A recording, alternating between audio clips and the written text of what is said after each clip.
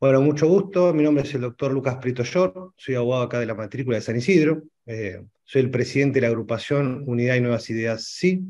Les quiero agradecer a todos por conectarse a este primer curso de los 10 que estamos lanzando durante este año, con la idea de generar herramientas de interés que puedan servir a los colegas para eh, despegar algunas dudas y temas que tienen que ver con cuestiones nuevas en el ejercicio profesional.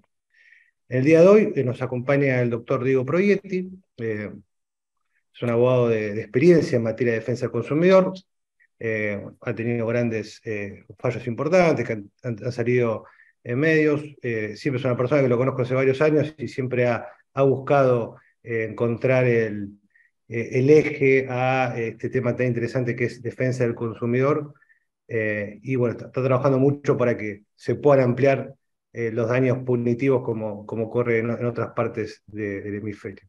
Bueno, también maneja el Twitter de Doctor Consumidor. eh, y bueno, la idea de hoy es que podamos hacer una charla, digamos, él nos vaya contando un poco su experiencia, los fallos, y cómo él encara este tipo de cuestiones de estafas virtuales. Es una cuestión que ha crecido mucho durante la pandemia. Es muy común, creo que, no me animo a decirlo, a todos tuvimos cerca o conocemos una persona, un tipo de estafa virtual, y un poco la idea es saber cómo actuar cuando nos pasa a nosotros y cuando les pasa a un cliente nuestro, cómo asesorarles y qué se puede hacer al respecto, ¿no? Más allá de ir al consumo protegido. Así que bueno, le doy la palabra a Diego, bueno, vamos conversando, si nos podés más o menos, Diego, contar en este momento en el Sí, que estás claro. viviendo, que, primero de todo, bienvenido, gracias, y bueno, Bueno, gracias. Gracias, Lucas, por la invitación. La verdad que es un gusto estar acá. Desde cuando dijiste que de hacer la charla, obviamente que no tengo inconvenientes y un poco es la idea conversar de diferentes aspectos de la temática de estafas virtuales que nos pasa, digamos, a los abogados, a los colegas cuando queremos hacer este tipo de juicios o este tipo de reclamos como para que nuestros clientes y las víctimas intenten recibir de esta forma digamos, en primera medida la devolución del dinero y después una eventual compensación. Ojalá que cuando termine la clase, no es una clase, la idea es que sea digamos, una descripción, una experiencia propia o ciertos aspectos fundamentales. Ojalá que cuando termine la clase, eh, las preguntas que me hagan las pueda resolver o las pueda decir. Me animo a decir que algunas cosas que sé, otras que no. Iremos averiguando a lo largo de esta charla juntos cómo afrontar las diferentes formas. Y bueno, la idea es compartir esas ideas y que sea enriquecedora para todas las partes. Ojalá pueda, reitero, responderles todo. Si no puedo, bueno, lo investigaremos y lo resolveremos juntos. Después, a ver, para introducirnos en la materia, la idea mía para arrancar la charla de hoy es hacerlo especialmente práctico. O sea, yo imagino que todos acá los colegas tenemos conocimiento en materia de derecho de daños, eh, entonces esas diferentes modalidades como que no vamos a repasarlas o vamos a dar por sobreentendido cosas para no ahondar. O sea, a lo que voy es no vamos a estar explicando una hora qué es el deber de custodia o el deber de seguridad del banco, digamos, ya lo damos por asumido, que está en la ley de defensa del consumidor y que, bueno, eso los bancos deben cumplirlo. Entonces, arrancamos por la temática estafas virtuales, phishing, o hay muchas modalidades que se llaman. Básicamente, son modalidades en las cuales un consumidor de servicios financieros da claves de acceso eh, o datos personales a un estafador, a una persona que se hace pasar por el banco o por otra entidad para recabar datos, ingresa a su home banking o lo induce a ingresar a esa persona al home banking para extraer los fondos, sacar préstamos, hacer transferencias, pagar servicios. Digamos, en mi experiencia he tenido de todo, desde digamos, robo de identificaciones para pagar la FIP, pagar tarjetas de crédito, hasta, obviamente, la más conocida es transferencia y, bueno, digamos, solicitud de este préstamo personal, donde antes de una regulación del Banco Central, con un clic ya te acreditaban la cuenta, digamos, la plata en cuenta, y con eso podías transferir automáticamente. Y en realidad no era un préstamo, sino que era un adelanto de cuenta corriente técnicamente, que es peor porque, digamos, si cierran la cuenta, después pueden ejecutarla por vía, digamos, por vía ejecutiva. Pero bueno, eso después se fue resolviendo con el Banco Central y ahora piden más mecanismos de acción positiva para hacer ese tipo de préstamos. Pero todavía seguimos teniendo algunos casos, algunas jurisprudencias que están resolviendo esos temas, ¿no? Digamos, el otorgamiento de este ingreso a home banking, el pedir los préstamos personales, digamos, por 2.500.000 pesos y automáticamente transferirlos. Como vos bien dijiste, Lucas, esto arrancó muy fuerte en la pandemia, ¿sí? En la pandemia donde no había atención pública, no había atención al público, ni tampoco, digamos, todos conocemos que habíamos intentado llamar a los bancos, agencias de viajes, a cualquier lugar y atendían computadoras y te incitaban, digamos, incentivaban el uso del medio electrónico para comunicarte con los clientes, digamos, con el banco. Eh, Esto se fue dando que la gente no conocía el tema de las cuentas verificadas, las cuentas oficiales. Uno pensaba que porque tenía @Banco Galicia era Banco Galicia, a lo mejor era Banco Galicia con 2L y estaba totalmente uno con la imagen de Galicia y todo y caía en ese llamado. Claro. Eh, entonces, bueno, claro, ahí arrancó, digamos, el despelote, si quiere decir, ¿no? Todo las salidos diarios en todos lados. De hecho, incluso después le voy a comentar, pero en la jurisprudencia también marca un poco esto, que era evidente y notorio la cantidad de olas, digamos, la cantidad de estafas virtuales que había y la ola delictiva que había durante la pandemia, especialmente en el periodo de aislación, donde no se podía ir a ningún lado y no había otro medio de comunicación más que el de ingresar por medio digital. Tenemos de un lado, digamos, los consumidores que tienen sus identificaciones personales y tienen su información para acceder a este, digamos, dispositivo, a este mecanismo o esta, digamos, entre comillas, cosa riesgosa que es el home banking o es un dispositivo, la aplicación del cual es dueña el banco. ¿Sí? Y esto es importante para que después veamos por qué digo esto. Entonces, el usuario tiene eso, y el banco tiene la obligación principal, digamos, la que le habla toda la doctrina de jurisprudencia, incluso la ley y todo, es el deber de custodia del dinero depositado. Es la obligación principal que tiene el banco. Es el deber de custodia y el deber de seguridad en materia bancaria. Esto es que básicamente tener todos los mecanismos para que una persona ajena no entre a mi home banking o no me saque plata por mí o no haga transacciones que yo no autorizo. Ese es el deber, digamos, principal en materia informática del banco, ¿no? Proteger el dinero custodiado. Y esto es esencial, porque es el principal argumento en el cual nosotros vamos a demandar al banco por el cual no se cumplió ese deber y por tanto hay un incumplimiento contractual por parte del banco en un caso de estafa virtual. Del otro lado, tenemos en una mediación o sea como se arranque el proceso, la postura del banco. El banco básicamente lo que dice es, yo no puedo controlarlo, esto es si la persona agarra y da voluntariamente sus claves, no hay forma de que yo banco lo pueda corroborar, porque esos datos son totalmente intransferibles. E incluso es incumplimiento del usuario brindar esto. ¿Por qué? Porque es el deber, los bancos dicen que es el deber principal del usuario, el de conservar y no transferir, digamos, sus credenciales personales. Básicamente que es el dueño del cliente y por el cual ellos no pueden hacer nada. Digamos, estas son las dos posturas en las cuales se va a versar los hechos, digamos, de la demanda eventual, ¿no? Eh, entonces, esta responsabilidad que tiene también el banco, ¿sí? Es una responsabilidad grabada por el artículo 1725 del Código Civil. ¿Sí? Cuanto uno más en una posición mejor y de conocimiento, no es lo mismo un banco que un hijo de vecino. Nosotros no tenemos ni los conocimientos, ni los elementos ni herramientas para hacer y diagramar, ni por qué saber cómo se perpetúa esta estafa. El banco sí sabe, porque se dedica a eso, tiene una responsabilidad grabada. ¿Sí? Eso lo dice, digamos, toda la jurisprudencia es unánime con eso. El banco tiene responsabilidad, 1725 del Código Civil, y tienen que hacerla valer. ¿No? Sí, Lucas, ¿qué me decías? No, que bueno, entonces está el deber de seguridad del banco por un lado, y después el derecho del consumidor. Ahora bien, en la Sí, práctica, ¿no?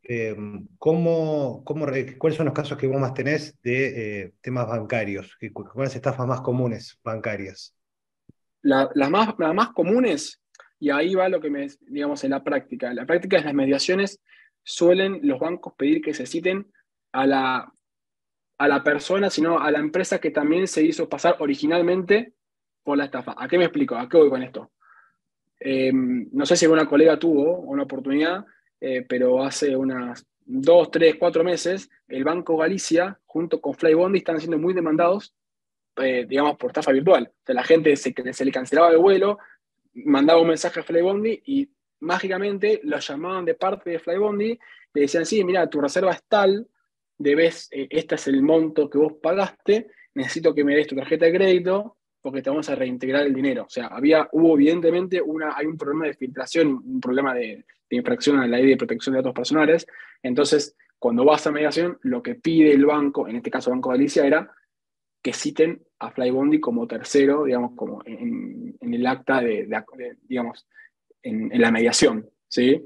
Entonces, eh, básicamente, lo que sucede es eso, depende en la práctica, el banco generalmente lo que hace es llamar, puede ser Telecom también, porque pasa, como te dije mucho, con redes sociales, pero también pasa en Facebook, en lo que es Marketplace, donde la modalidad más común es que uno no sabe cómo, pero publica una cosa, entonces yo publico algo para vender, un mueble por 50.000 pesos, aparece un comprador ficticio, me dice, che, me está interesando, pero por error te mandé 500.000, es mentira, ese PDF es mentira, entonces ahí llama automáticamente el banco diciendo, no, tenemos que frenar la operación porque es una estafa, denos los códigos ya, porque si no, se bloquea, si no, se va a transferir todo y se va hacia la cuenta. Uno ante la desesperación brinda esos datos y ahí cuando se perpetúa, ¿no? Y de ahí tenemos un montón también.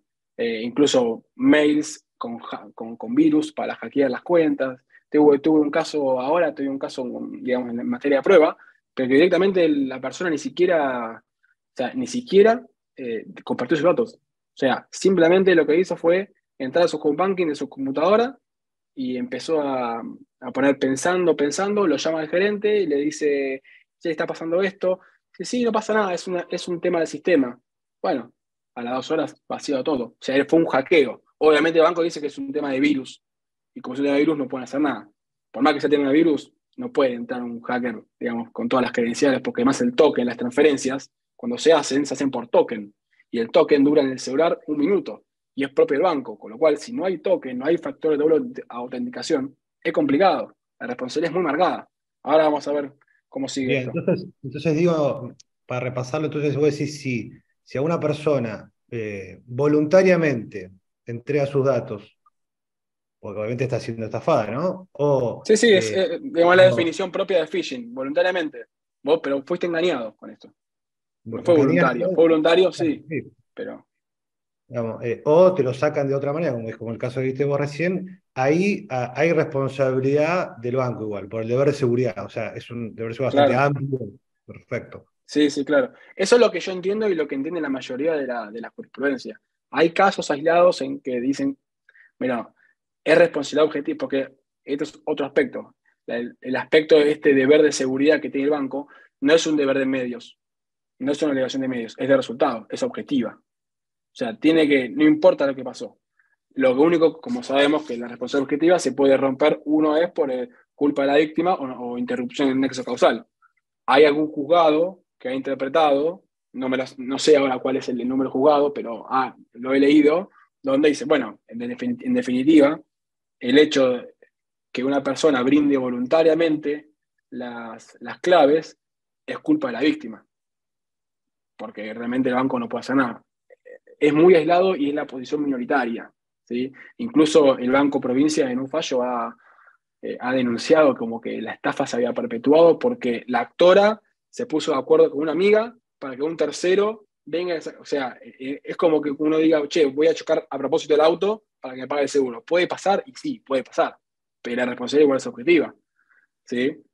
Entonces, Y bueno, eso justamente eso fue un caso, este fue el caso de Necochea, que generalmente en interior, y ahí la gente de la barriga me lo puede confirmar, todo lo que son los tribunales, digamos, del interior de Buenos Aires, eh, y del país también, tiene un concepto mucho más amplio del daño punitivo. Acá en Capital, el fuero nacional, casi ningún fuero daño punitivo, porque eh, por- porque lo que dicen los jueces es, el banco también es víctima.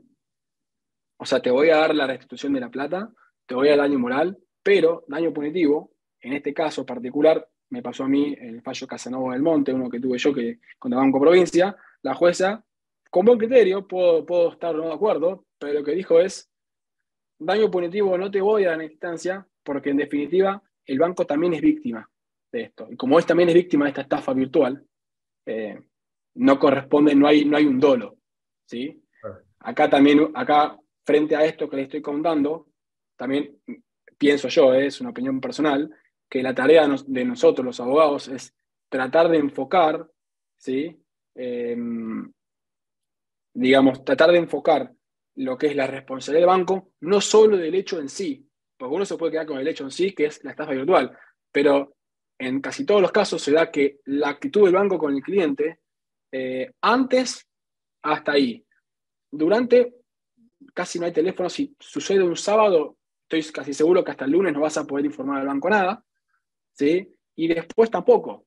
Con lo cual, esto también se ha dicho en la jurisprudencia. Si el banco no hace nada y no colabora con el cliente, cuando recibe la causa penal no colabora y mantiene las transacciones, mantiene vigentes los préstamos, mantiene todo, entonces no solamente es por el hecho en sí, sino por la actitud displicente, ¿sí? El incumplimiento del deber de trato digno que tiene con el cliente para ayudarlo en esto que claramente fue una estafa, ¿sí? Entonces, a lo mejor yo lo que apunto, en la apelación lo que se apunta es, está bien, en ese hecho puntual, a lo mejor, y por ahí, con una interpretación, no tiene responsabilidad directa el banco. Pero todo, incluso hacerme litigar 2 años para reclamar esto que sabe que no fue algo del banco, digamos, no fue culpa del préstamo o la transferencia, no fue hecha por el consumidor, amerita daño punitivo, porque ahí sí hay un dolo. Ahí sí hay un dolo directo, es decir, no quiero, no te voy a dar la mano, no me importa lo que digas, para mí eh, fuiste vos, listo, ya está, no te voy a acompañar en nada. Y esto se dijo ya. Entonces, también un poco yo trato como abogado, trato de mechar todos estos incumplimientos del contrato, en definitiva, el contrato bancario, el deber de información, el trato digno, todo esto para mostrar no solamente que el banco debió haber actuado, sino que no prestó colaboración a lo largo de todo el ITER, ¿no? Perfecto. Digo, es una de las cuestiones más Sí, prácticas. Tenemos un cliente que nos va a decir, bueno, mira, me sacaron un crédito en el home banking o me robaron plata del home banking, transferí plata si no la quise transferir y tantos otros tipos de estafas virtuales. ¿Cuál es el asesoramiento que le tenemos que dar y cómo tenemos que actuar como colegas, bueno, ¿no?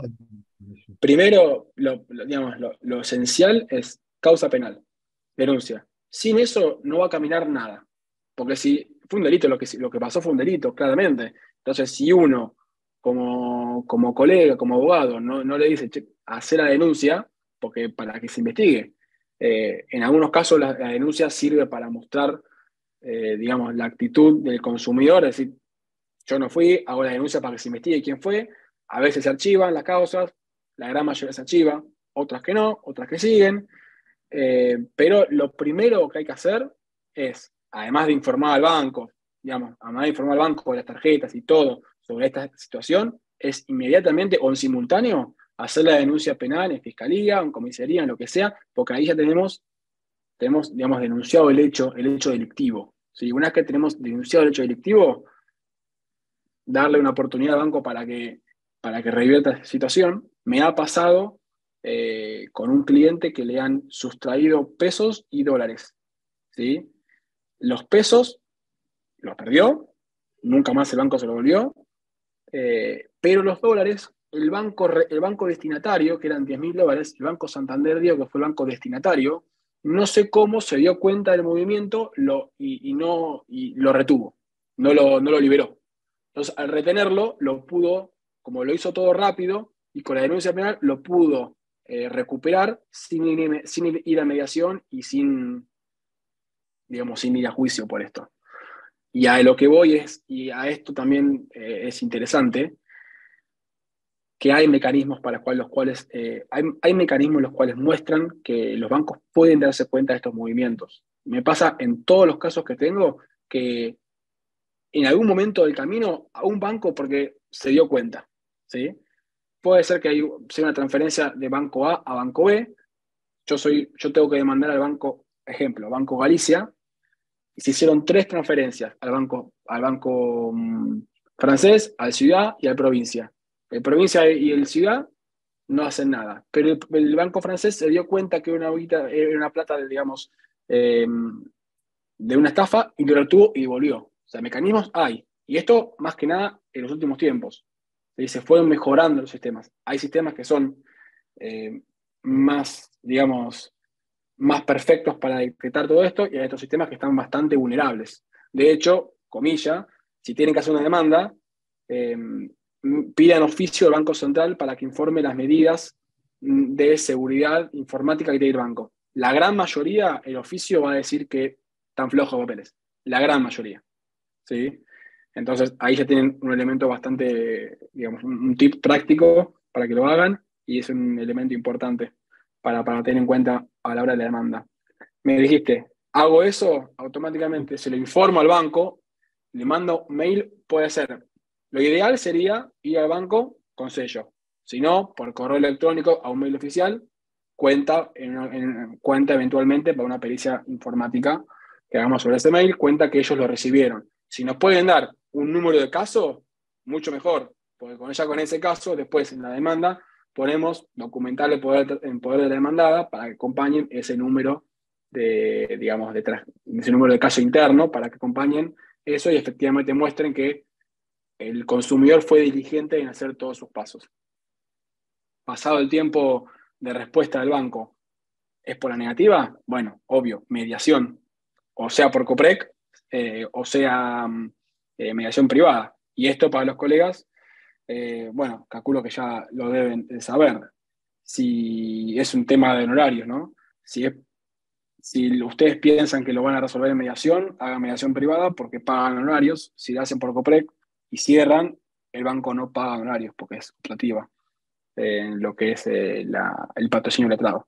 Así que ahí yo diría siempre iniciar por mediación privada con mediador digamos, para en caso que haya acuerdo, tener y que nos paguen, digamos, los honorarios el banco demandado. ¿Sí? Perfecto.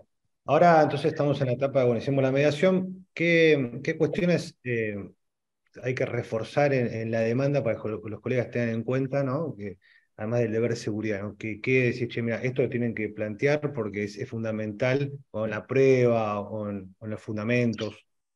La parte de los fundamentos siempre hagan un párrafo en cuanto al derecho a las normativas del Banco Central. Básicamente hay 2, 3 normativas, son circulares, la A649, la 7, no sé, ya me olvidé, disculpen el número. Acá la tengo, la 7319.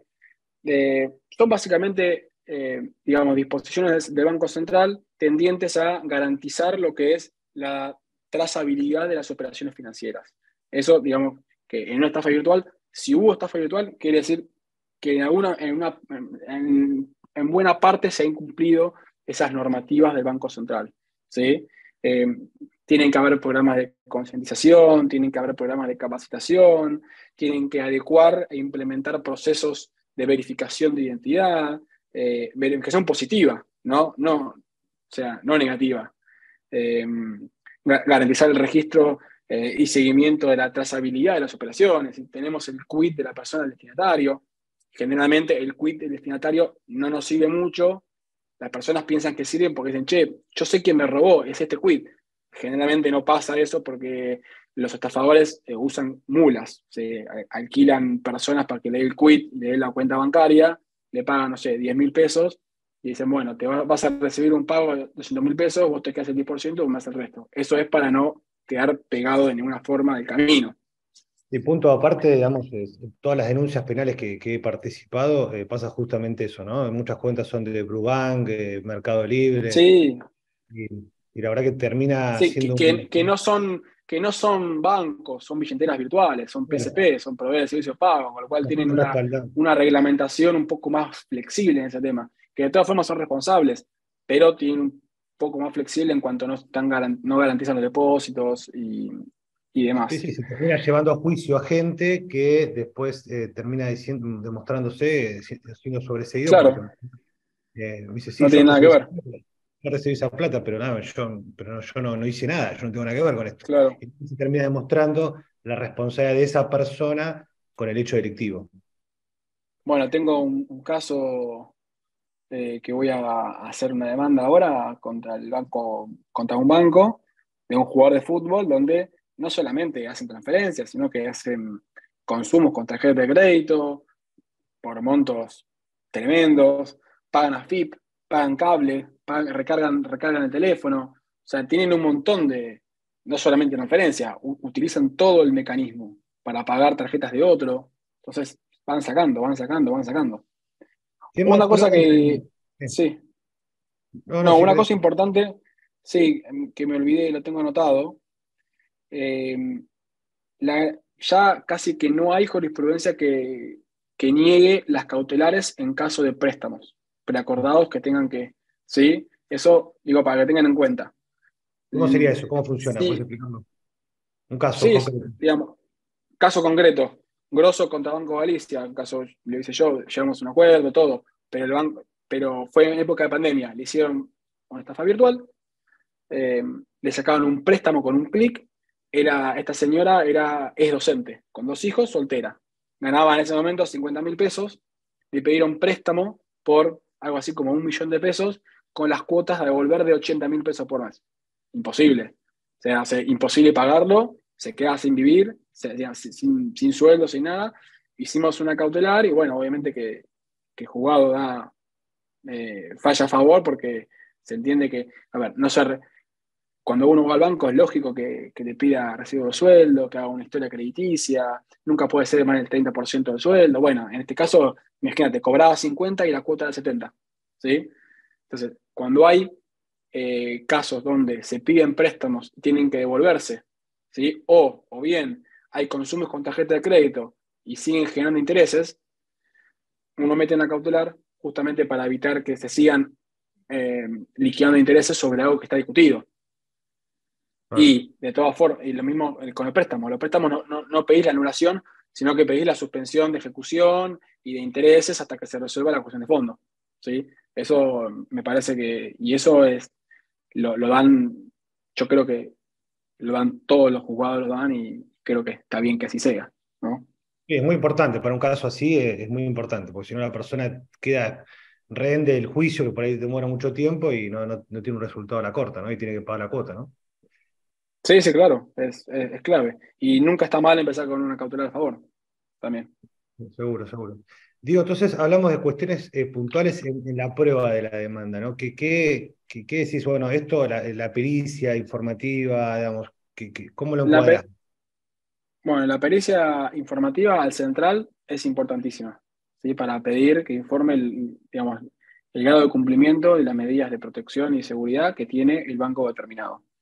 Después la pericia informática, para que determine el perito informático si hubo o no ingresos, si hubo o no, cuántos logs hubo, cuántos intentos, errores hubo, el IP, el IP de donde se hizo la transacción, eso es clave, pedir el IP y los logs son las entradas. Si hubo 300 entradas, intentos de entrada en 10 minutos, eso quiere decir que se quiso entrar, se quiso entrar y no se pudo. Y el IP marca que estaba en Jujuy, es lógico que no fue el actor. Podría ser que llame por teléfono a su amigo que vive en Jujuy, sí, pero bueno, es un elemento más de prueba.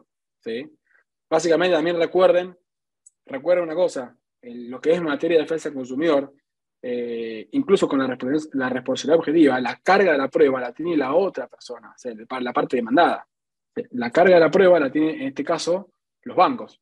Tienen que probar que ellos hicieron bien las cosas, en comillas, ¿no? Y es lo que generalmente, o la mayoría de las cosas, no se prueba. ¿Sí? No se prueba porque no pueden probar que hicieron bien.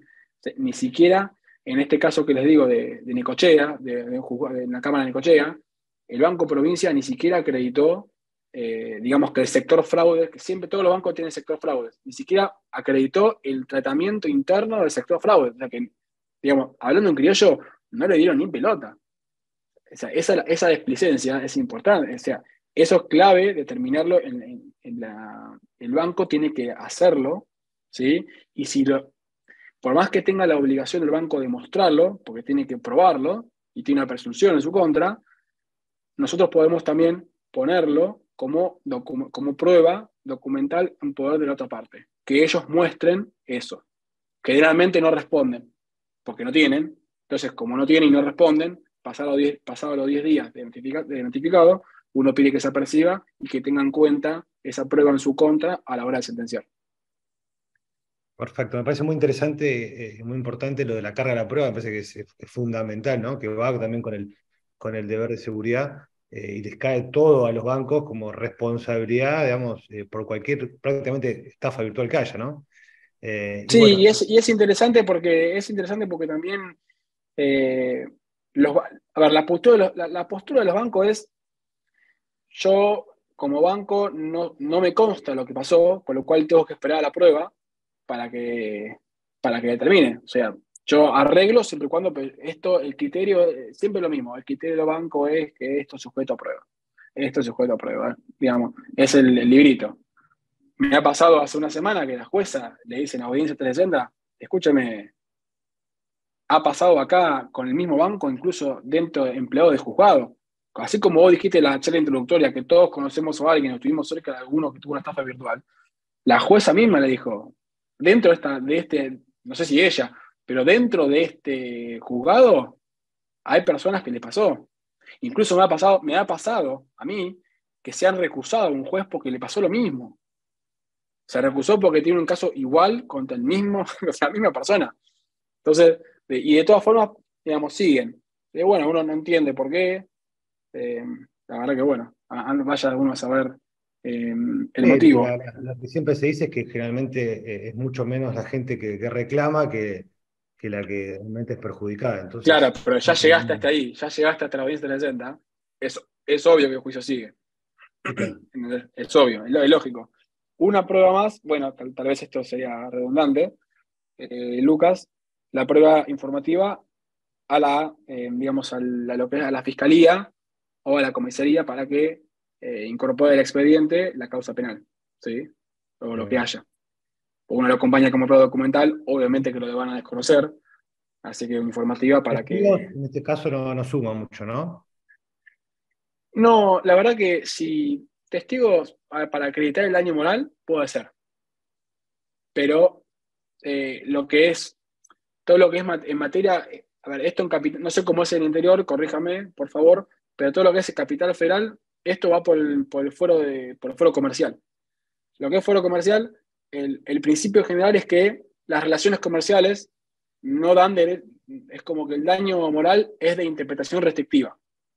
Entonces es como que en cierto punto no da mucho daño moral, como así los juzgados civiles. No está muy aceitado eso. En consecuencia, sí sugiero testigos siempre y cuando sean testigos efectivos y prueben y realmente no les entorpezca la causa. En el sentido de que si por un testigo van a demorar 8 meses más la causa, vean, por lo menos ofrézcalo, después vean si existen. Pero generalmente suelen poner, digamos, fechas muy largas, entonces a lo mejor ya está producida la prueba y tienen que esperar al testigo para que acredite el daño moral, pero bueno, no vio el Sí, el daño hecho, moral no, quizás como está implícito, quizás con con la sentencia del daño material. exactamente, exactamente. Sí, sí son bastante, digamos, tacaños con el daño moral, ¿no? Pero bueno, en definitiva, lo que uno busca es que recupere el dinero obviamente cuando se recupera el dinero con intereses. ¿Qué tasas están aplicando, digo, actualmente? Bueno, Capital Federal es activa Banco Nación.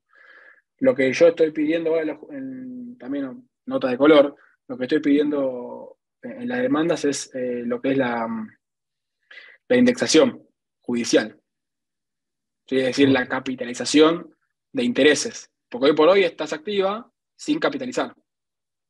Lo que, a raíz de una audiencia, de una audiencia que tuve con un juez muy bueno, que me lo dijo, pero no me lo dijo, estaba esperando a resolver esto, porque en realidad, y tiene mucho sentido, cuando uno da un monto determinado, capital más intereses, con la inflación que hay, no estás dando intereses, estás recomponiendo el capital.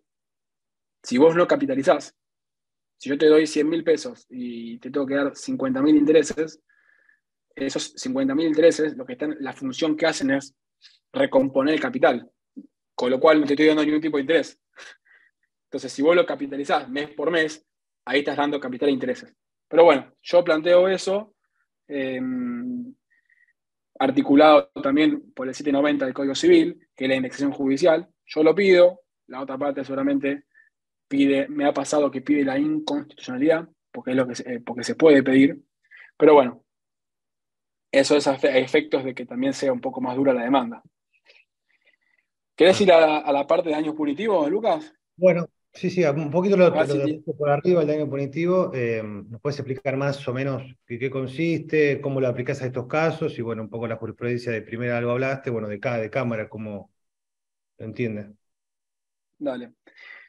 Bueno, ojalá que todo el mundo sepa, si no, básicamente la noción de daño punitivo es una multa civil que establece la ley de defensa del consumidor, básicamente para disuadir la conducta antijurídica del proveedor en una relación de consumo.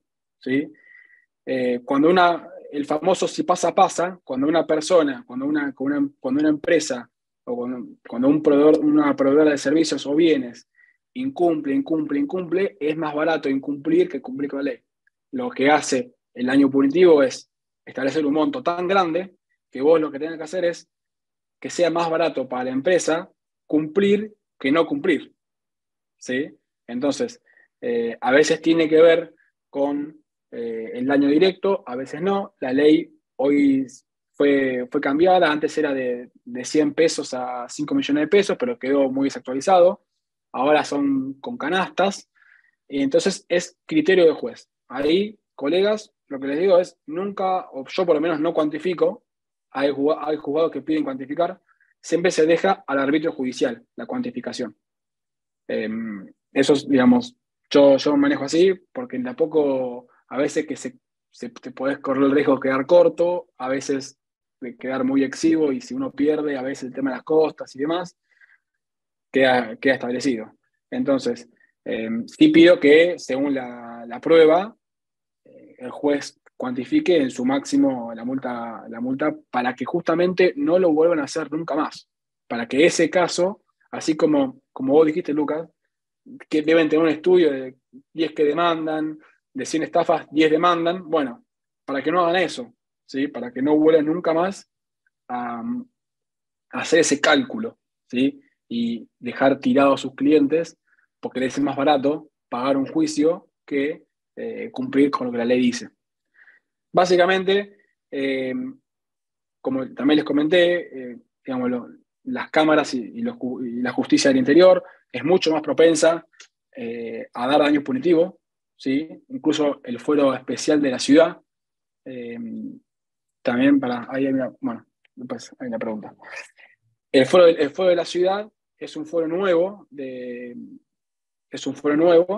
en el cual están haciendo son jueces que juraron hace 2 meses y son jueces nuevos.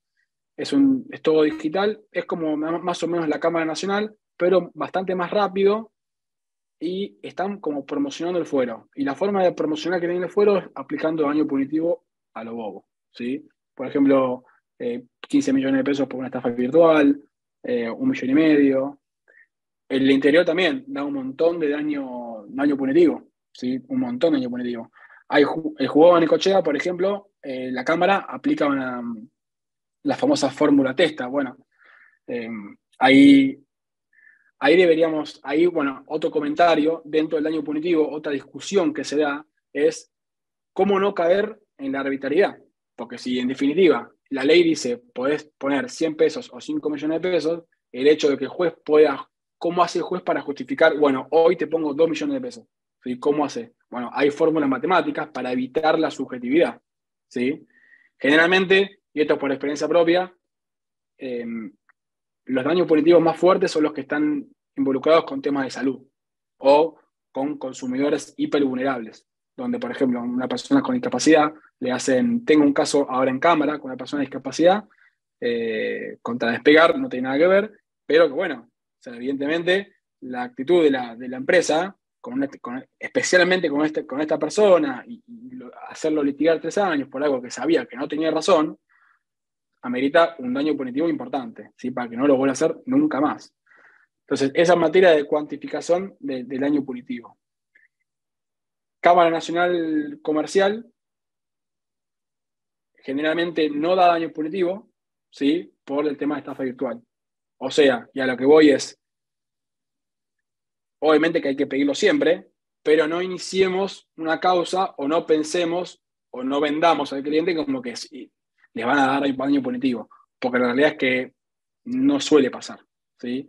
Hay unos casos que sí, hay varios que sí, pero otros que no, ¿sí? Y básicamente, como les decía al principio, los casos donde dan daño punitivo es cuando se muestra no solamente la actitud displicente del banco en cuanto al hecho en sí, sino toda la conducta anterior y posterior, ¿sí?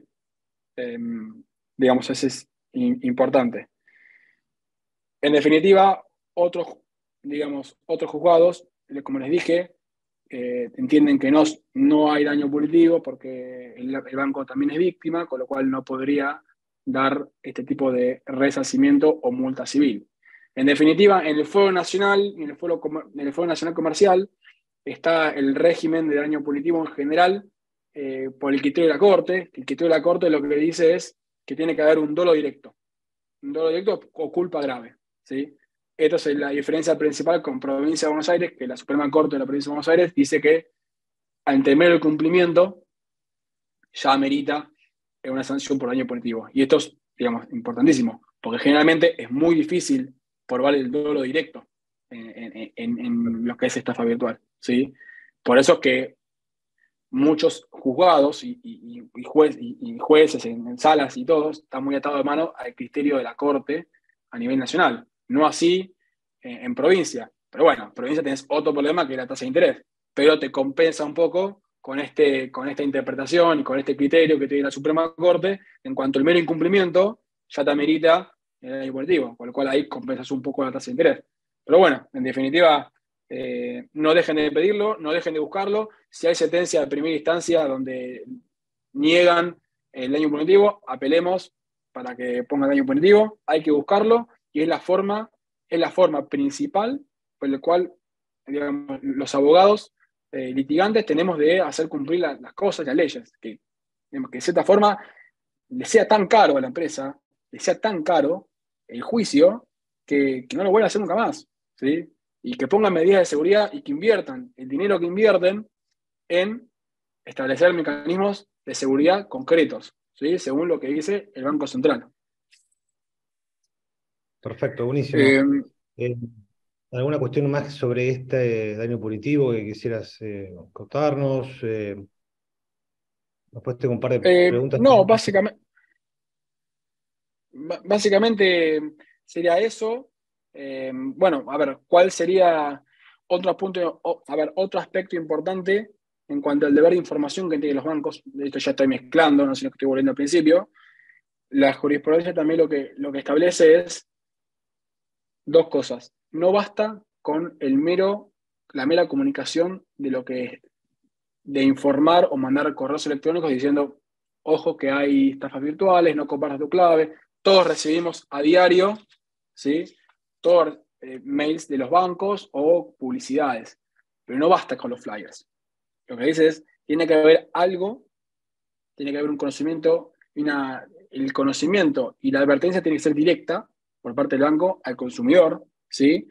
Y además tiene que haber una especie de mecanismo para que de forma urgente e inmediato el consumidor pueda alertar al banco y puedan, como se dice en aparatura bancaria, reversear las operaciones, ¿sí?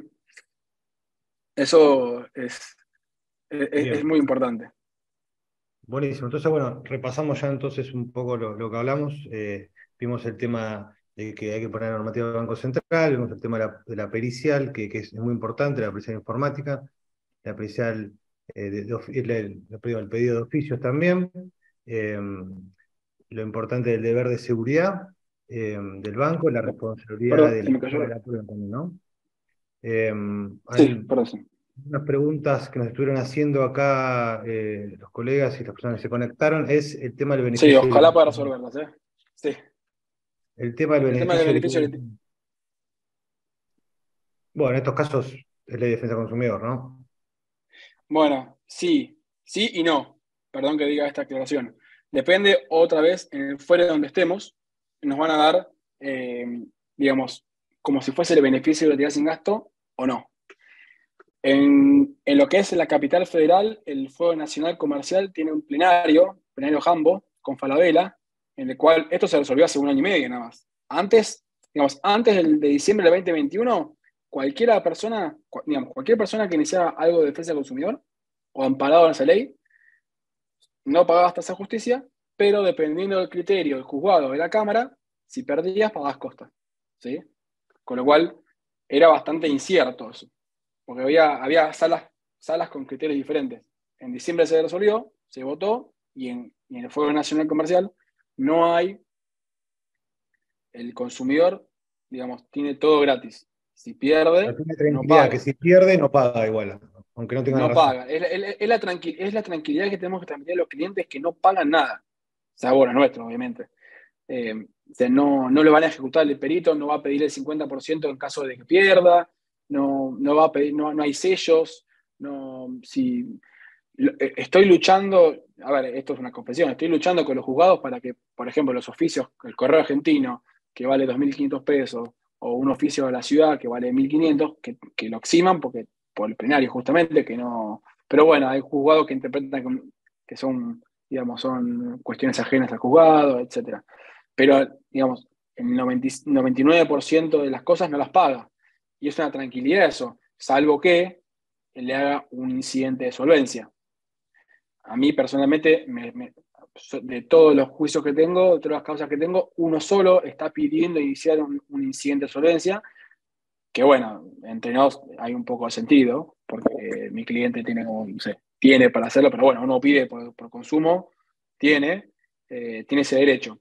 En el fuero de la Ciudad de Buenos Aires, en el CAIP, es el contencioso administrativo y tributario de la ciudad, que hay un código que sacaron hace un año, establece específicamente lo mismo. No paga nada, salvo que inicien un incidente de solvencia. Es al revés. ¿Sí? ¿Y en La provincia? empresa te puede. En provincia, ahí no sabría cómo hacer. Yo no litigo en provincia, así que no sé cómo se haría el tema de defensa del consumidor y tema de las costas en provincia de Buenos Aires. A lo mejor algún colega nos puede iluminar con esto, pero sí también, por ejemplo, el Fuero Federal, ¿sí? El Civil y Comercial Federal, tiene como criterio el criterio que tenía antes el comercial. No pagás tasa de justicia, pero si perdés, pagás costas. ¿Sí? Digamos, Claro. depende, el civil también. Hay juzgados que tienen amplio, hay juzgados que tienen más limitados. Pero bueno, no sé cómo es en Necochea, no sé cómo es el interior, ahí en la Patagonia que decían, no sé cómo es. Ojalá que sea así, todo gratis para el consumidor. Que está bien que se sea porque realmente tiene que incentivar la idea es promover las acciones. Y con la inflación que hay en Argentina, la idea justamente es que se pueda promover este tipo de acciones para que la gente reclame lo que corresponde. A veces por los montos se quedan un poco en el molde, por los tipos de gastos, pero bueno, si a los montos bajos no le sumamos ningún tipo de impuesto y nada por el estilo, a lo mejor es más redituable para iniciar. Totalmente. La otra pregunta, digo, que, bueno, un poco la dijiste, ¿no? Estamos con la idea de Estados Unidos que condenan a Fiat o a Ford de 500 millones de pesos, ¿no? Pregunta acá la colega, parámetros que toman los jueces para el daño punitivo, ¿no? ¿Cómo lo analizan? Un poco hablaste de las fórmulas, pero hay una Mirá, idea. hay Claro. una, yo siempre pido la fórmula de Testa, que se llama, es un autor que estudió en Estados Unidos y escribió la forma en que tienen algunos jueces de allá, de, digamos, de hacer este tipo de análisis, ¿no? El gran tema que pasa en Argentina es que no tenemos lo que es una información cierta, ¿sí? Porque hay como variables en la ecuación. Déjame un segundo que lo tenía acá, lo tenía acá anotado. Aguardame un segundo. Pero bueno, hoy no hay un criterio uniforme, ¿sí? El criterio no tiene. Entonces, por ejemplo, en Necochea se usa la fórmula, mirá, es la fórmula D igual C por 1 menos PC, ¿entendés? Donde C es el monto de la multa civil, o sea, la base es la multa civil, el año material, se multiplica por la cantidad o la probabilidad de éxito, dividido la cantidad que tuvo. Bueno, es una fórmula matemática. Esa fórmula es la que menos usado está, yo la planteo siempre, pero, por ejemplo, ¿cómo mido la probabilidad de éxito? ¿Cómo mido la cantidad de denuncias que hubo? ¿Entendés? Es muy difícil hacer eso, porque no tenemos la información. ¿Qué puedo contar al PJN y buscar uno por uno? Organismos de defensa del consumidor no tienen registros de esto, más que nada porque las jurisdicciones son diferentes, con lo cual es, a grosso modo, uno lo que puede interpretar, hacer ese tipo de fórmula matemática. Lo hice 2 veces, siempre contra Banco Santander, como 60 hojas de apelación, usando esta fórmula.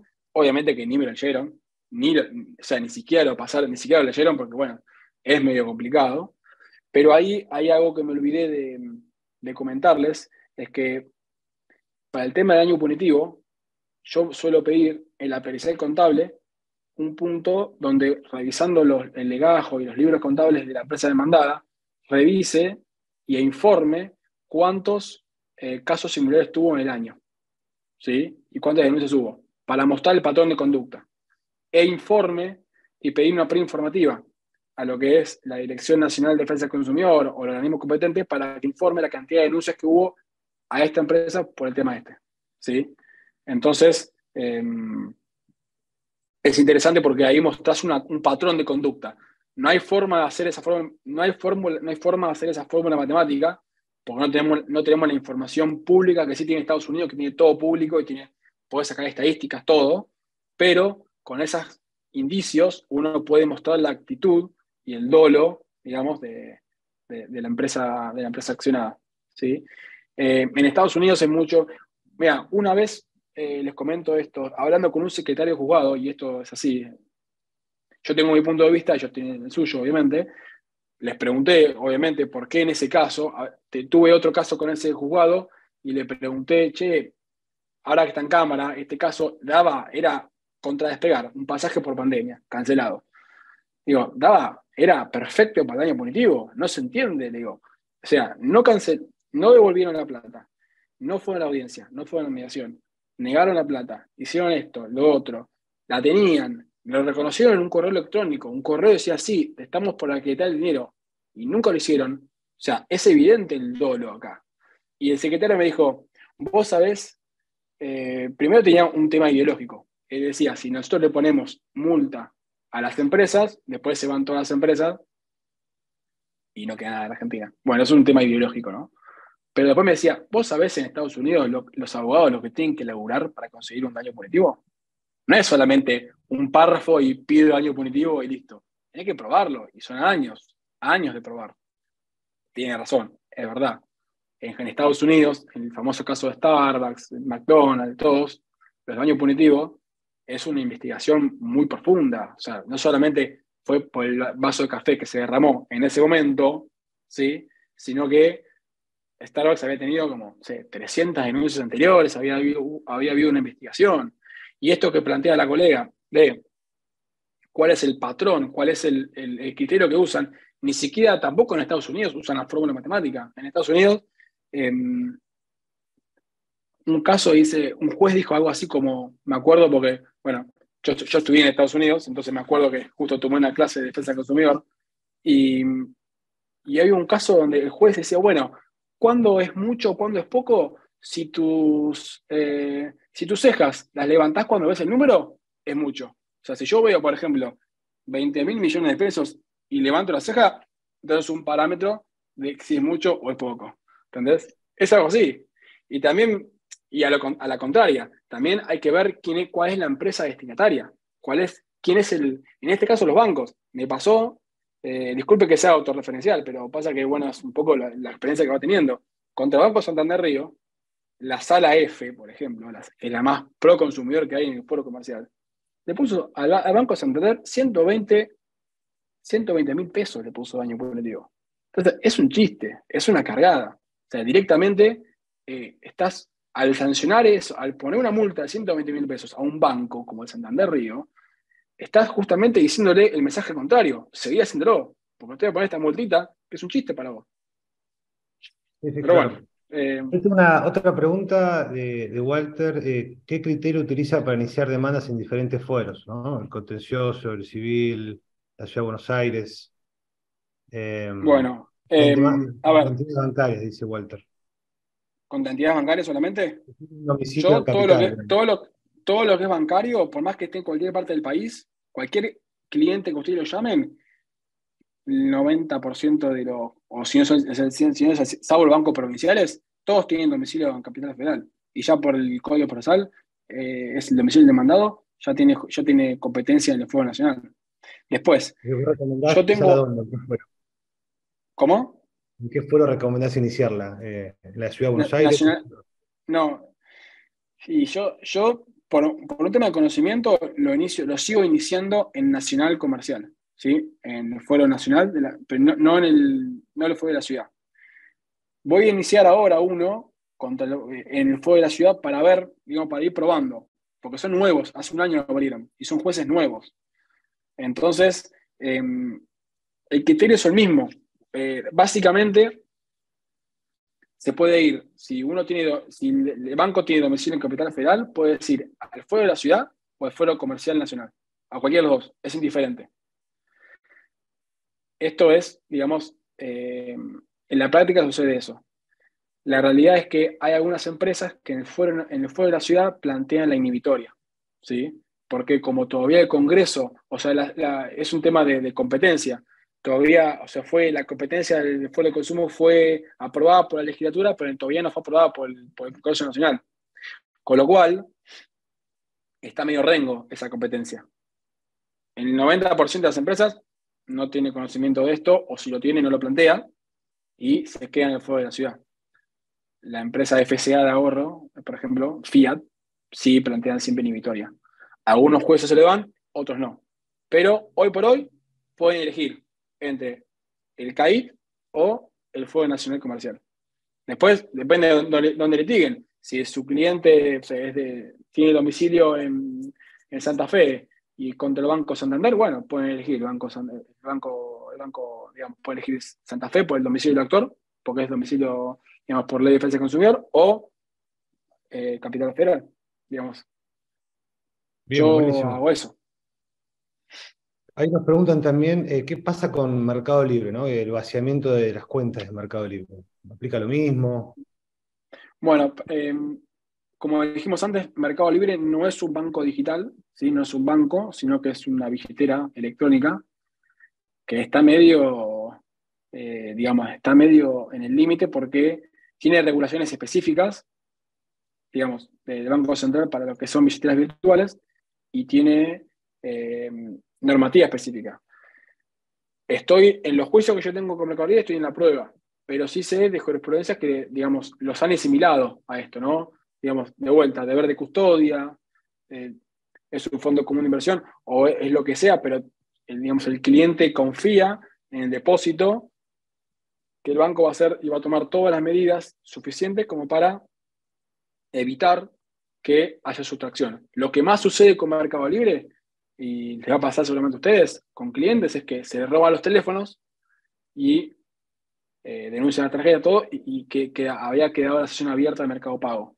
Entonces, los clientes, digamos, los ladrones cambian el chip, ingresan a lo que es Mercado Pago y hacen transferencias y piden préstamos. Los préstamos, Mercado Pago automáticamente los anula, pero el tema de las transferencias es más complicado y son más reacios, ¿sí? Yo tengo unos casos que donde se ha denunciado a las 8 de la mañana a Mercado Pago el robo y las transferencias han sido a las 10 de la mañana y siguen litigando y siguen pateando para adelante. No tiene sentido. Eh, digamos, se aplica todo para analogía, ¿sí? Lo mismo. Digamos, es una entidad, tiene responsabilidad de custodia, deber de seguridad, responsabilidad objetiva, tiene responsabilidad agravada por el 1725 y por el artículo 1759, tanto Mercado Libre como cualquier como cualquier billetera virtual, y como cualquier banco que tiene aplicaciones, ponen un elemento de riesgo en la sociedad. Como Claro. vos pones un elemento de riesgo contra la sociedad, tenés que responder en consecuencia, por más que sea, digamos, sea como sea la maniobra, ¿sí? Hay una pregunta también, Juan Cruz, si el proceso contra el banco por phishing siempre es sumarísimo o Eh, ordinario. Juan Cruz, bueno, no sé si vos litigás en Capital Federal, pero mi experiencia es, la ley siempre dice el proceso, digamos, la ley de defensa del consumidor tiene aspectos procesales. Uno de esos aspectos es que tiene que ir por el trámite más abreviado. Eso es lo que dice la ley. Después, cada juzgado tiene su librito. Yo siempre sorteo sumarísimo. Siempre pido sumarísimo.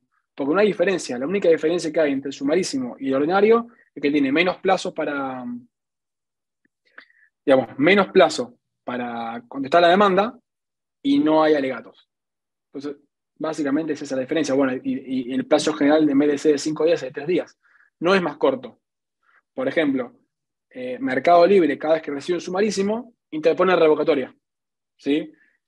Y te pone revocatoria para que lo transformen en ordinario. Y ya con la revocatoria, ya sí o sí, digamos, hasta que resuelve y va a cámara, ya pasó el plazo de 15 días ordinario. Por eso es que los jueces transforman a veces el sumarísimo en ordinario. Porque si bien la ley dice eso, después dice aparte, bueno, depende de las circunstancias del caso, el juez podrá adaptar el proceso a otro tipo de trámite. Se agarran de eso. O sea, yo sé, por ejemplo, que el juzgado 17 va a sumarísimo. Punto. Yo sé que el juzgado 58 da ordinario. Sé cuáles son los criterios. ¿Puedo apelar o no? Pasa que si yo pido siempre sumarísimo. Si yo apelo, entre que va a cámara y resuelven, ya pasaron 2 meses. No me sirve. O sea, yo ya en 2 meses fui a audiencia. Entonces, yo hago sumarísimo. Si me transformo en el ordinario, no me pongo. Sigo y listo. No, no hay inconveniente. Perfecto, clarísimo estos puntos. Digo, no sé si tiene alguna pregunta más sobre estos temas, si no, paso a otros que, bueno, cuando enviamos la idea de este curso, varios colegas nos preguntaron, nos pidieron que también se hable sobre tema de compra de pasajes a empresas de viajes, las conocidas, ¿no? Las dos más conocidas, que eso hay muchos casos, ¿no, Diego? Sí, sí, sí. Como les comenté, también fruto de la pandemia, se cancelaron todos los vuelos, la gente no pudo viajar, eh, hay una guerra interna entre las líneas aéreas y las agencias dicen no, es responsabilidad de la línea aérea dice no, es de la agencia, es de Despegar, es del mundo. En definitiva, en el medio están los consumidores que no pudieron reprogramar y no pueden viajar. Frente a esto, eh, naturalmente se inicia lo que es la mediación. En mediación, el Despegar o la línea aérea suelen ofrecer generalmente el monto histórico de lo pagado, y esto digamos, es una vergüenza, porque la gran mayoría de la gente que pasó el tema de la pandemia, de las suspensiones y las cancelaciones, lo habían comprado en 2019. Y en 2019 no había impuesto país, no había impuesto de 45%, el dólar estaba a 62 pesos. Imagínate que 2 pasajes en Miami, 70.000 pesos.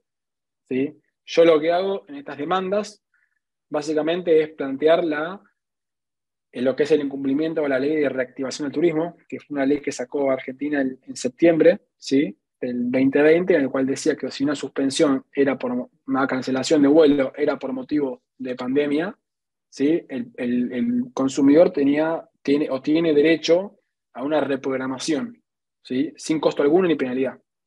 Con esto, lo que pasaba es que Despegar o las líneas aéreas decían, bueno, vos podés reprogramar, pero tenés que pagar tanto. Y era lo mismo que pagar un viaje para afuera.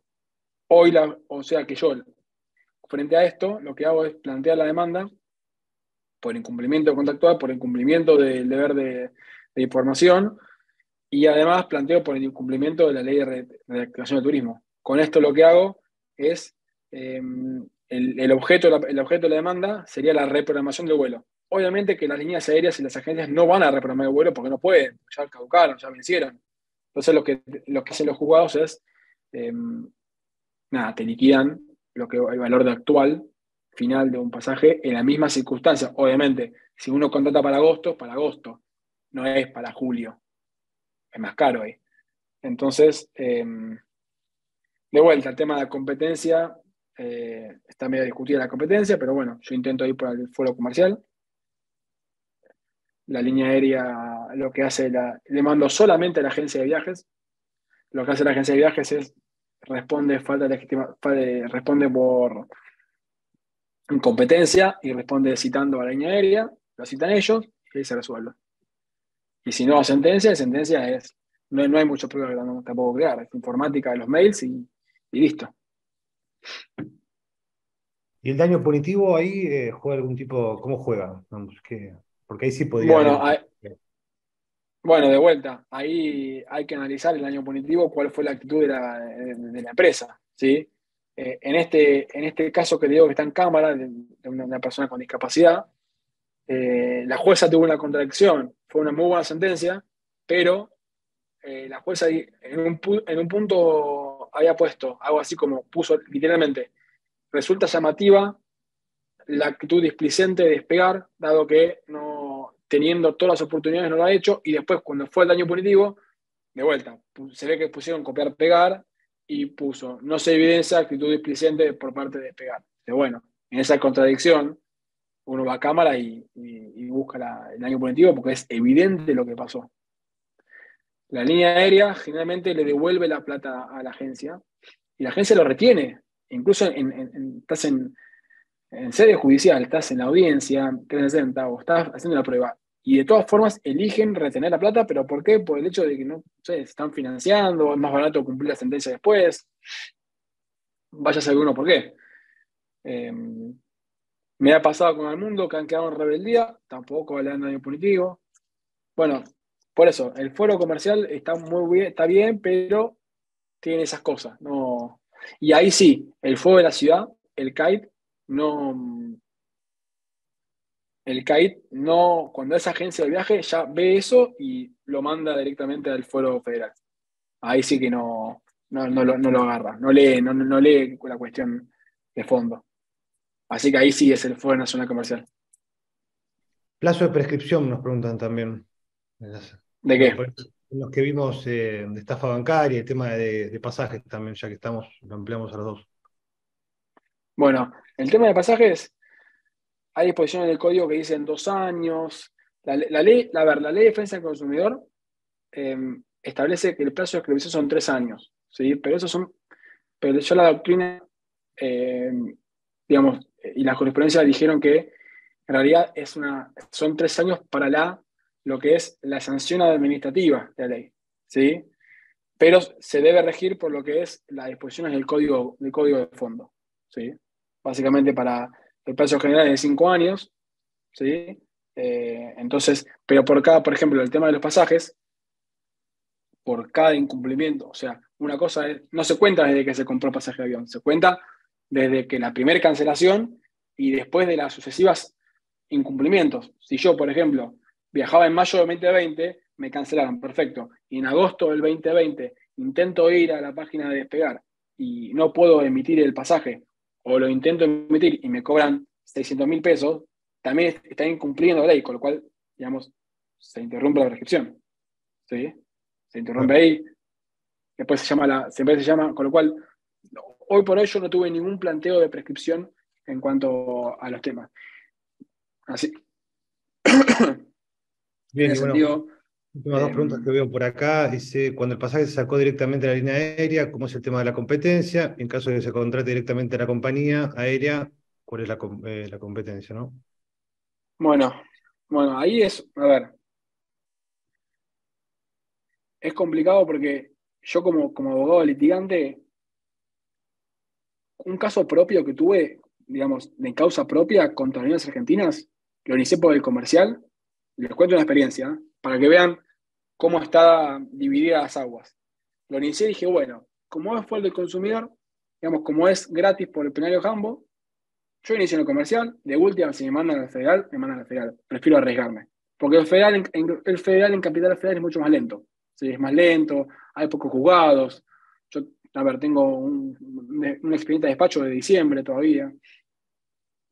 contesta, el juzgado pasa, eh, agarran, responde a líneas, pone excepción de incompetencia, pero se ve que se olvidaron de copiar-pegar y pusieron el título solamente y no pusieron nada abajo. Entonces el juzgado dijo, yo no tengo nada que resolver, listo, quedó firme. Así que, nada, lo resolví, mi tema lo resolví en audiencia 360 contra las líneas. La realidad es que cuando hay una línea aérea sin agencia, la gran mayoría va a ir al federal. Depende del juzgado que toque. De todas formas, si no están apurados con el tiempo, yo iniciaría siempre en el fuero comercial. ¿Por qué? Porque hay que diferenciar cuál es el objeto del reclamo. La, todos los dictámenes del Ministerio Público Fiscal, todas las resoluciones de Cámara y los juzgados, de los cuales dicen esto corresponde al fuero comercial, tienen dos criterios. El primero, que la naturaleza federal es restrictiva. Y lo segundo, que el objeto del reclamo no es una cancelación, no es que se perdió la valija, es una, o el avión, no sé, se demoró 4 horas, se demoró 8 horas. No es un problema de derecho aeronáutico en sí, es un problema meramente administrativo. No se devolvió el dinero.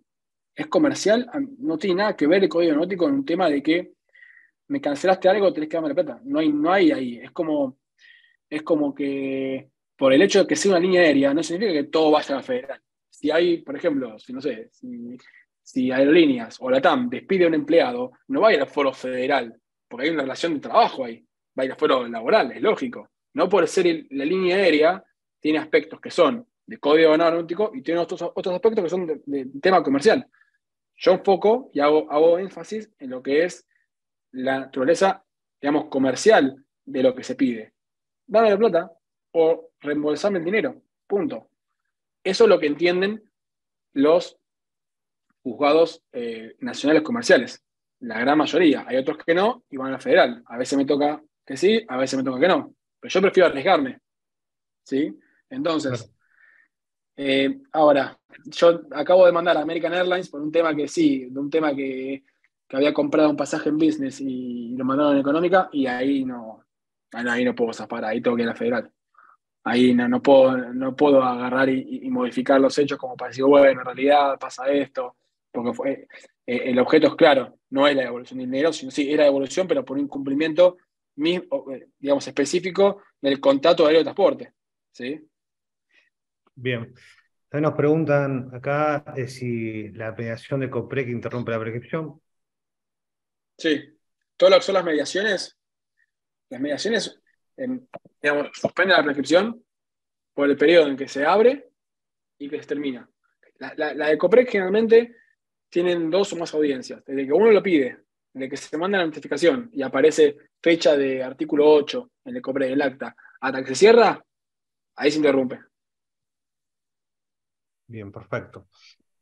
Bueno, ¿alguna cosa más, Diego, que nos quieras comentar sobre temas de estafa virtuales o cuestiones aéreas que tengas ganas No de sé, me comentar? quedé con la boca seca, la verdad que no sé si alguien tiene una pregunta, si quiere hablar o Creo que quiere fue muy comentar, claro o cómo lo desarrollaste si hay, todo. estoy hace un año contra Bantrip, ahora pelo porque se echó por inconveniente del fuero. A ver, para. Sí, por ahí colega está con Avantrip. Sí, bueno, el tema de las agencias, ¿no? Que un poco ya lo dijiste, ¿no? El problema de las agencias. Ahora pelo porque le echó la incompetencia del fuego nacional que ellos pedían. Claro. Bueno, ahí generalmente después de ahí van a pasar a resolver la citación del tercero. Hay que ver la sala. Ah, Bantrip apeló. Claro. Si tocó la sala D, por ejemplo, la sala D tiene criterio de si, si demandás solamente la agencia, queda ahí. Si la sala F también. Pero si vos demandas a las dos en solidaridad, ahí tienen como criterio diferente. Interpretan como que es un tema de aeronáutico, entonces va al federal. Bueno, buenísimo. Contracopa, dice. Sí, sí, copa. Bueno, muchas gracias, Diego. Bueno, lo pueden seguir en Twitter, @doctor consumidor ARG. Ahí tienen ahí Abogado del consumidor. Abogado del consumidor, ahí abogado. tengo bastante. Así, bueno, ahí va él subiendo todas las cuestiones que hay, bueno, es muy interesante el ida y vuelta que hay con los consumidores, porque ahí se plantean todas las dudas que tienen los consumidores y bueno, siempre trata de darle una devolución a uno por uno, me parece eso muy, muy valioso. Es un trabajo, ¿no? Pero bueno, me dijiste que lo aprovechás eso. Así que bueno, bueno, muchas gracias, Diego, muchas gracias, No, de colegas. nada, gente. Espero que haya servido. Claro, Y bueno, cualquier cosa me escriben o me siguen y me escriben, yo respondo a todo el mundo, así que no hay drama. por el Compartir con los Twitter, colegas Muchas es gracias, fue lindo. excelente la exposición, ¿eh? muchas Muy, gracias. muy Bueno, de nada.